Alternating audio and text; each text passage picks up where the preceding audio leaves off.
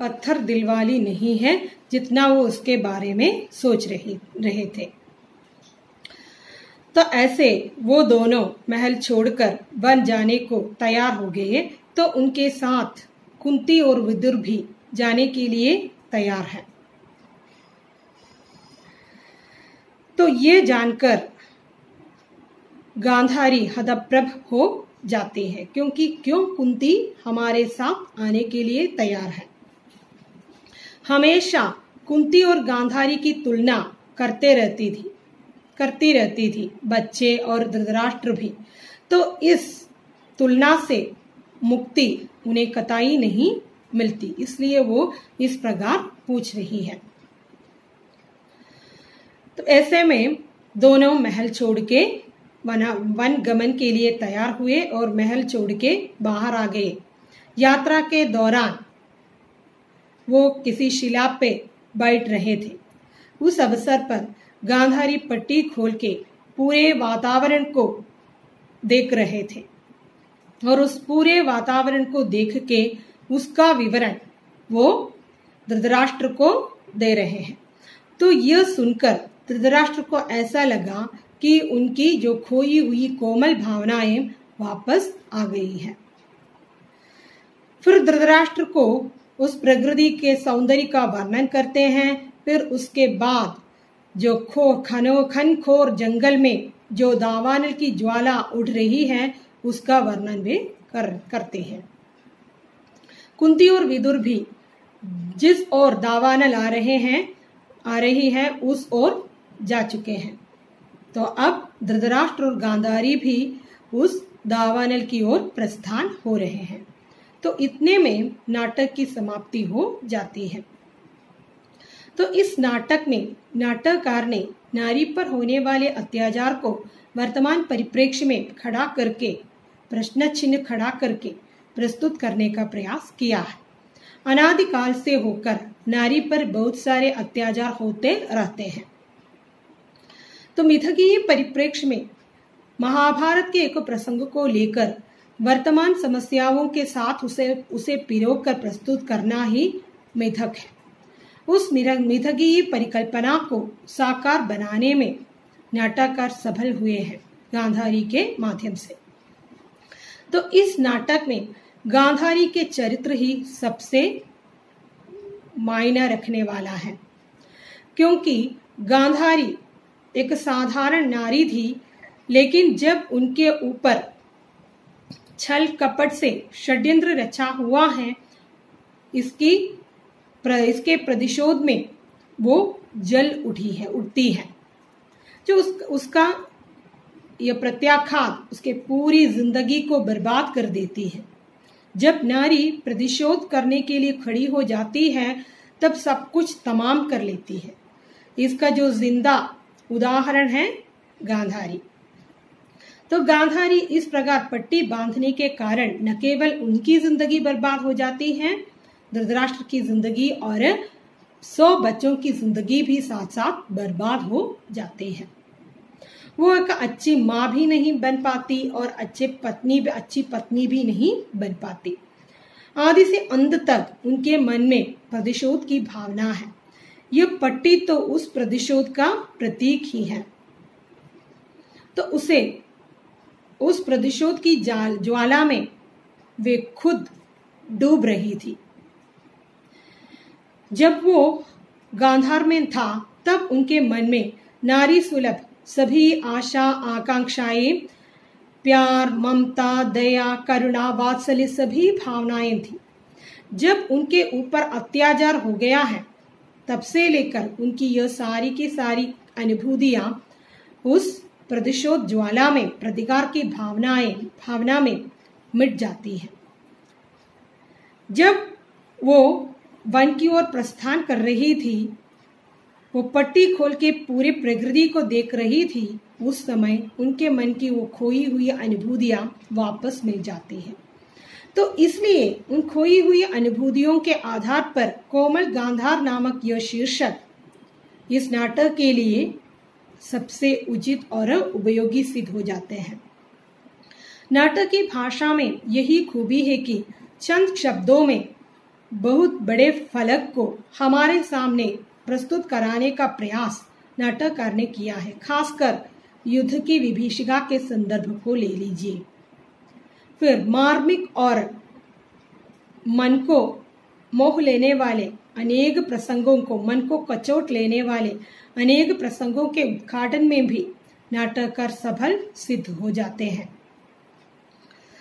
नारी को केवल एक शरीर मात्र समझने वाले पुरुष सत्तात्मक समाज में नारी जीवन का क्या महत्व है, नारी की अनुभूतियों का क्या स्थान है, इसे भी दिखाने का प्रयास किया गया है।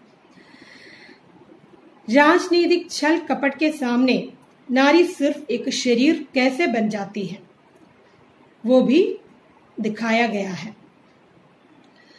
राज्य के लिए उत्तराधिकारी चाहिए, इसलिए राज रक्त से जन्मे एक नारी का होना आवश्यक था। तो इसलिए गांधारी को सिर्फ एक शरीर मात्र मान लिया है।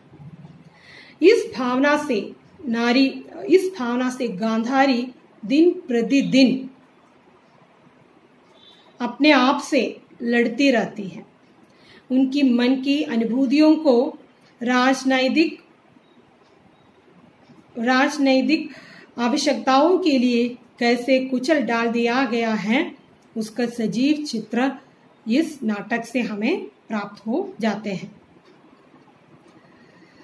तो मिथकीय परिप्रेक्ष्य में महाभारत की इस कथा को, एक प्रसंग को उभार कर उसे समकालीनता के परिप्रेक्ष्य में पिरोग कर प्रस्तुत करने में नाटककार माहिर हुए हैं। तो शंकर शेष के यह नाटक चरित्र गठन की दृष्टि में भी एक सफल और संपन्न नाटक है। संजय इसके मंत्री है, भीष्म के मंत्री हैं। उन्होंने बीच में इस राजनैतिक कपटता के खिलाफ बोलते हैं। और शकुनी जो है, अंत में वो 100 बच्चों के मामा वो जिंदगी को सिर्फ जुआ खेलने की तरह मानते हैं। तो उन्होंने ही उस बच्चे का पालन पोषण किया था, इसलिए वो सारे बच्चे ऐसे पदभ्रष्ट हो गए। माँ बाप को जो करना चाहिए था वो उन्होंने ठीक से नहीं कर लिया, तो यही पूरी जिंदगी में हो जाएगी। तो दुर्योधन के कथन से हमें यह बात स्पष्ट मालूम हो जाता है कि किस प्रकार माँ बाप अपने बच्चों की जिंदगी में बहुत बड़ी भूमिका अपना लेती है। गांधारी के सिवाय कुंती तो अपने पति की मृत्यु के बाद भी अपने बच्चे को अच्छी तरह पाल पोस के बड़ा कर लिया और काबिल बना दिया। लेकिन गांधारी ने क्या किया, पूरी जिंदगी में प्रतिशोध की पट्टी बांध के जिंदगी के सत्य से मन मुटाव कर लिया। इसका जो नतीजा उन बच्चों को झेलना पड़ा। तो गांधारी में नारी सुलभ सभी अनुभूतियां होने के बावजूद भी वो उसे दबाकर जी रही थी। तो नाटक में जो देश काल वातावरण जो पृष्ठभूमि में महाभारत कालीन वातावरण दिखाया गया है, लेकिन उसे उसी हाव भाव के साथ नहीं है। कभी कभी वो सभी राजमहल में घटित होने वाली बातें हैं, फिर युद्ध भूमि का चित्रण है, फिर गांधार से हस्तिनापुर की ओर आने वाले दृश्यों में गांधार और हस्तिनापुर का जो वातावरण खिल उठता है, फिर अंत में जो घोर जंगल का वातावरण है, फिर युद्ध भूमि का सजीव चित्रण भी इसमें किया गया है। तो इस दृष्टि में देखें तो यह कोमल गांधार शंकर शेष के एक महत्वपूर्ण नाटक जरूर है। इस नाटक में से आपको बहुत सारे प्रश्न एनोटेशंस के लिए आ जाएंगे। तो एनोटेशन के तौर पर आप लिखते समय पहले नाटककार के बारे में लिखना है, फिर उसके जो प्रसंग क्या है वो लिखना है, फिर उन पंक्तियां किसने किससे कहा, उसकी उन पंक्तियों की क्या खूबी है इस नाटक में उस प्रसंग का क्या महत्व है, ये सब आपको उसके प्रश्न के उत्तर में लिखना है। इस पेपर में आपको इस नाटक से आपको निम्नलिखित, मैं आगे जो कहूंगा वो सारे के सारे प्रश्न आने की संभावना है। गांधारी के चरित्र चित्रण, तो गांधारी के चरित्र चित्रण की यही खूबी है कि वर्तमान कालीन नारी के रूप में सही मायने में उसका चित्रण किया गया है। नारी पहले की तरह अपने ऊपर हो जाने वाले अत्याचार को चुपचाप सहने वाली नहीं है, वो इसके खिलाफ लड़ने के लिए तैयार हो जाती है। फिर दूसरी और गांधारी के और दो रूप, पत्नी के रूप में और माँ के रूप में। पत्नी के रूप में और माँ के रूप में वो बिल्कुल पराजय है। तो धृतराष्ट्र गांधारी के माध्यम से अपने अंधे जीवन के क्षितिज को फैलाना चाहते थे, लेकिन गांधारी ने ओटे हुए अंधत्व से उनको पराजित कर दिया, उनके क्षितिज के फैलाव को रोक दिया गया। और एक माँ की हैसियत से माँ को अपने बच्चे के लिए क्या क्या करना चाहिए, उन्होंने कुछ भी नहीं किया।